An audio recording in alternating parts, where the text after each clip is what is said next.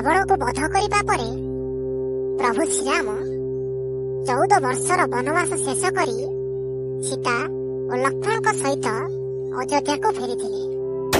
ଅଯୋଧ୍ୟାବାସୀମାନେ ଦୀପ ଜଳାଇ ଓ ବାଣ ଫୁଟାଇ ସେମାନଙ୍କୁ ସ୍ୱାଗତ କରିଥିଲେ। ସେହି ଦିନଟିକୁ ଆମେ ଦୀପାବଳି ବା ଆଲୋକର ପର୍ବ ରୂପେ ପାଳନ କରିଥାଉ। ପୁରାଣରେ ଅଛି ଦୀପାବଳି ଦିନ ସମ୍ପଦା ଓ ସମୃଦ୍ଧିର ଦେବୀ ଲକ୍ଷ୍ମୀଙ୍କର ପୂଜା କରାଯାଏ।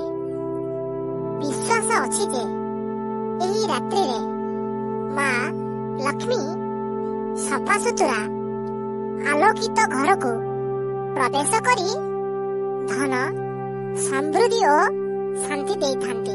ଦକ୍ଷିଣ ଭାରତରେ ଦୀପାବଳିକୁ ଶ୍ରୀକୃଷ୍ଣଙ୍କ ଦ୍ୱାରା ରାକ୍ଷସ ନରକାସୁର ବଧ ସ୍ମୃତିରେ ପାଳନ କରାଯାଏ।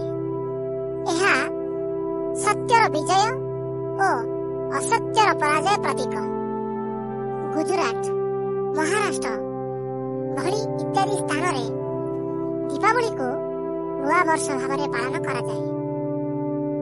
ଲୋକମାନେ ନୂଆ ଖାତା ଆରମ୍ଭ କରନ୍ତି ଏବଂ ବ୍ୟବସାୟର ଶୁଭାରମ୍ଭ କରନ୍ତି। ଦୀପାବଳି ପର୍ବର ମହତ୍ତ୍ୱ ହେଉଛି ଅନ୍ଧକାର ଉପରେ ଆଲୋକର ବିଜୟ, ଅଜ୍ଞାନ ଉପରେ ଜ୍ଞାନର ବିଜୟ, ଦୁଷ୍ଟତା ଉପରେ ସତ୍ୟର ବିଜୟ। ଯଦି ଆପଣମାନଙ୍କୁ ମୋର ଭିଡ଼ିଓ ଦେଖି କିଛି କଥା ଶିଖିବାକୁ ମିଳିଛି ତାହେଲେ ଭିଡ଼ିଓଟିକୁ